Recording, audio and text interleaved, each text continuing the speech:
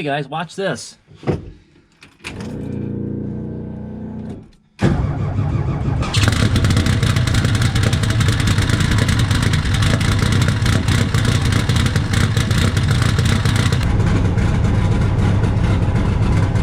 all my years of owning this car, I've never been able to reach in and just hit the key and have it fire right up.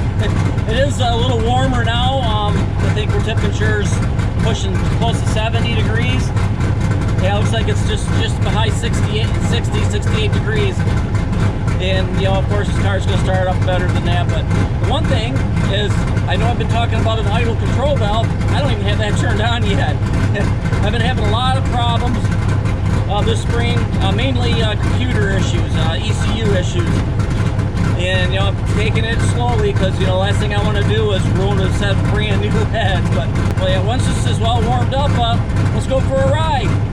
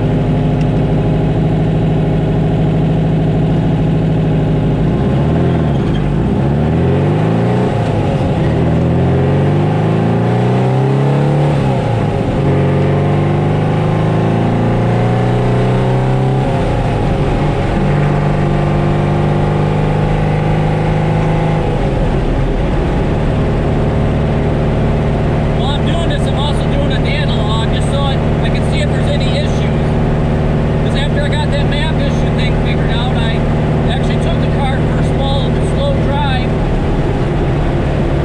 and that went good. But then I took it for a second ride, you know, then trying to tune this drivability of the car. Then I did a third gear pull, and everything looked good there, but the car almost like shut down. I actually did make it home, and it idled in the garage, but it wasn't happy. That's when I noticed like my voltage was spiking all over the place. You know,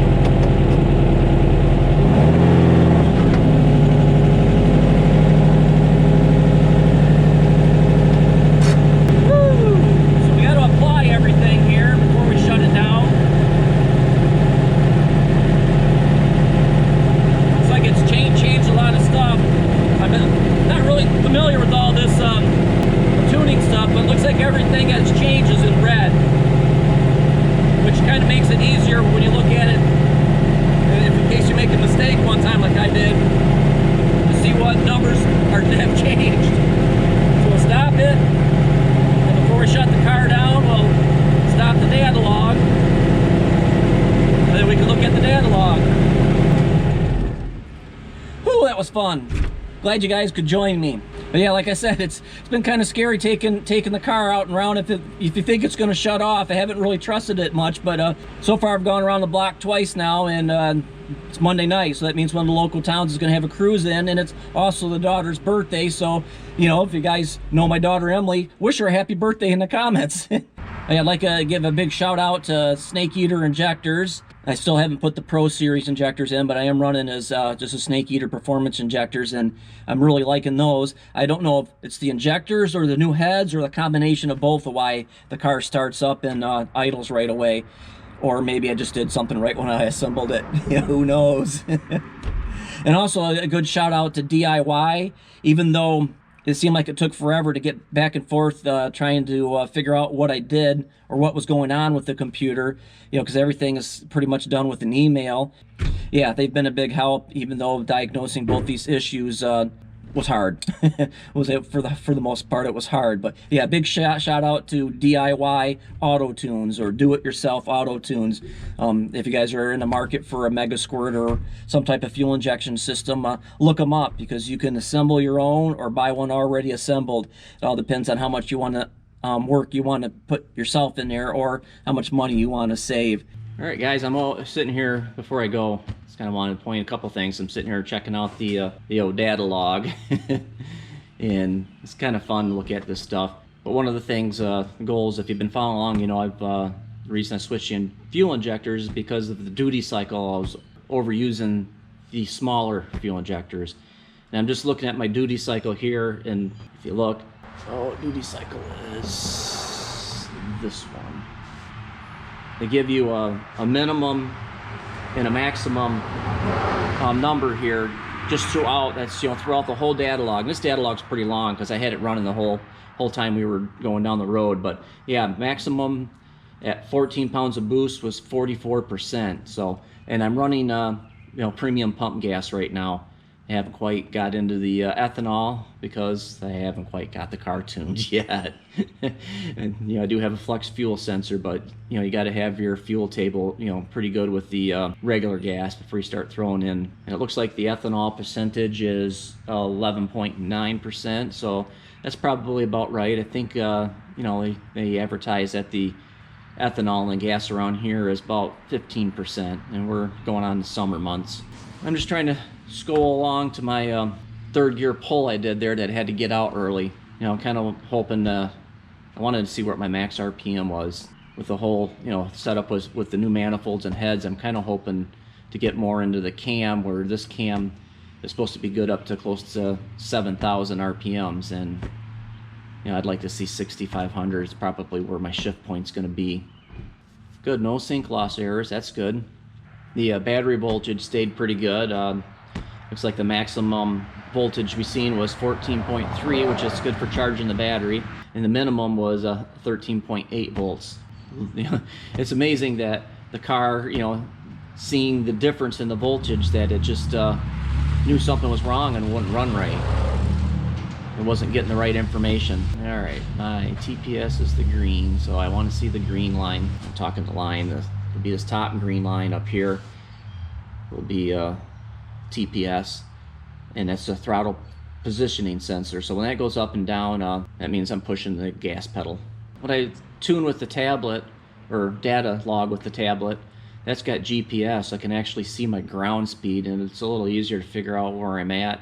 That actually, you can actually pull up a map on that if you're running the tablet and see your whole trip and where you're at. Okay, for what I look here is I follow the green line up here on the top. That's the throttle. Tell you, you know, like I said, I'm not an expert at this, but this is kind of how I've been doing it throughout the years. And I just kind of follow. You can see the white up here is the RPM. I'm going to go all the way to the end here just to see what my max RPM was, and wish I could see that green line and figure out how to move that down. But my max RPM was 6,000. Yes, I did get out of it early. Should have held it just a little longer. Like I said, there was traffic coming. But yeah, so at 6,000 RPMs, we have the map. That's important to read. That's basically what is representing your boost or your vacuum. So you can set yourself on the table. And I'll show you a table here real quick. And the map is over here. This is your pressure.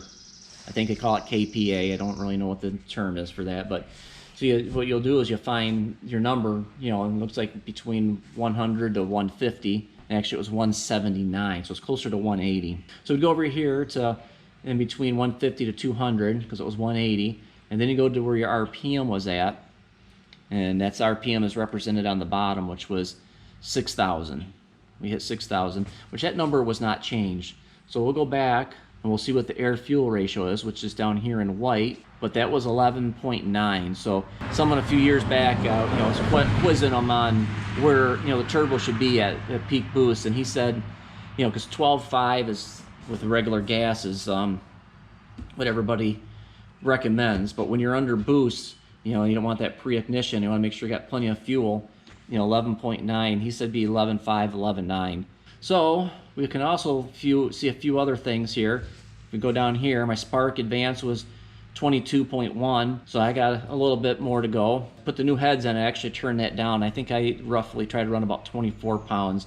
And with the ethanol, I may push that. The ethanol correction does have a correction for spark advance in there. And then the duty cycle was 43.8%. You know, that gives me plenty of wiggle room, which is good. So now I'm done boring you guys. We'll get back to where we were at. This is kind of interesting for you guys. You know, let me know, and I'll try to show you some more of this as I learn it. But yeah, until next time, keep cruising, keep shifting those gears, and always enjoy the ride. I'm out of here.